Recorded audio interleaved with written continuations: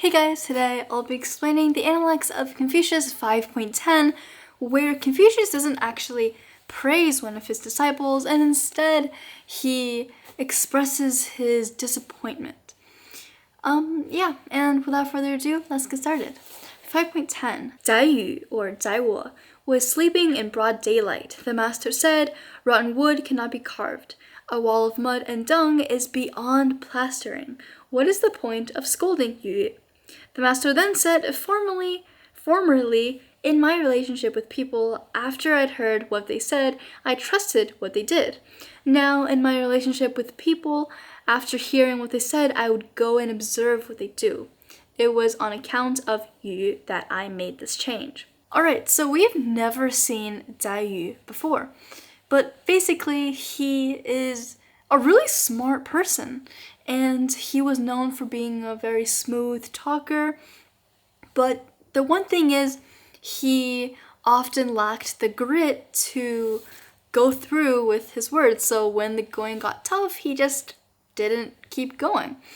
So here he is sleeping in broad daylight. So sleeping during the day was not seen as, oh, it's okay because he's just tired or something, but instead it's just showing your laziness or your lack of discipline, because during the day is the only time that you can actually study or do some kind of work or labor. And by sleeping during the day, he's kind of like slacking off.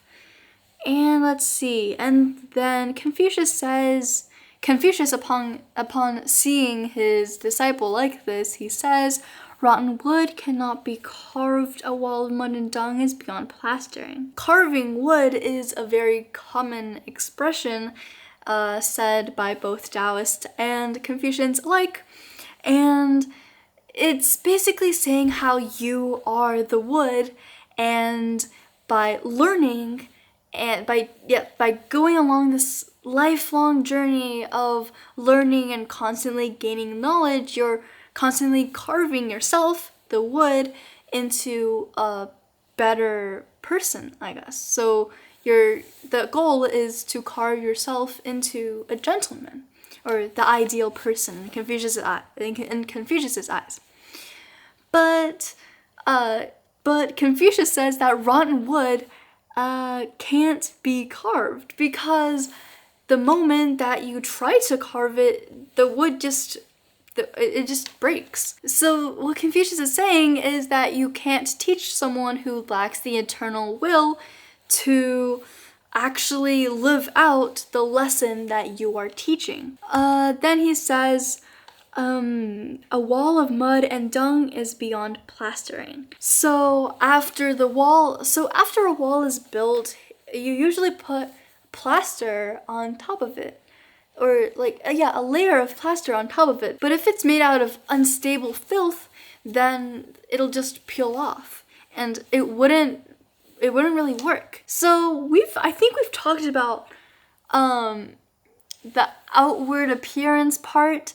It's basically how, as a gentleman, your inside is probably maybe the most important part. So your inner character is very important. But you could also put some makeup on, which is like etiquette and knowing the forms of the rituals and the rites.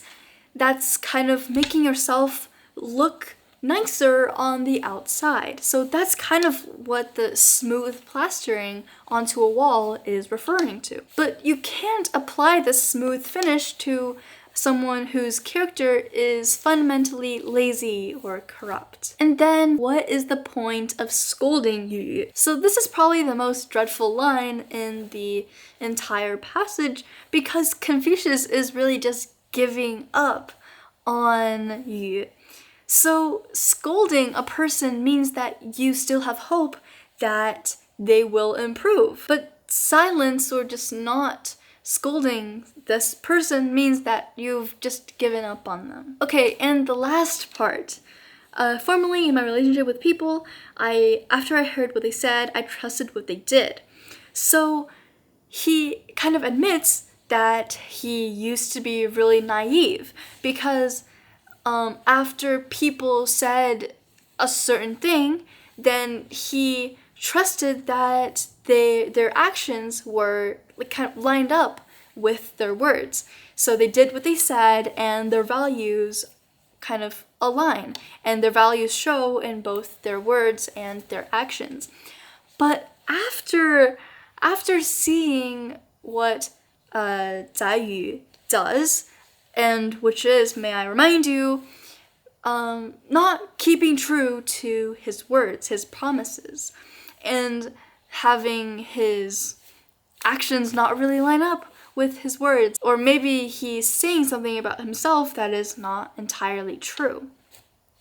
So after meeting or encountering Zai Yu, Confucius now has to first, after he listens to someone talk, then he has to actually go and see if that person was actually telling the truth, or he was just trying to please someone or trying to lie or deceive someone. So he has learned from Zai Yu that often if someone is saying the right thing, it doesn't necessarily mean that they will do the right thing as well. So here, Zai Yu represents hypocrisy because he knows what's right, but when the work gets hard, he doesn't do what's right, he only does what's easy, or he just sleeps it off. And so to Confucius, this is so much worse than being stupid, because it's really just a waste of talent. Zai Yu was such a good, he was so good at talking to people, but he just lacked the determination or the discipline to carry out what he has said. And yeah, that'll be all today, and I will see you in the next one. Bye!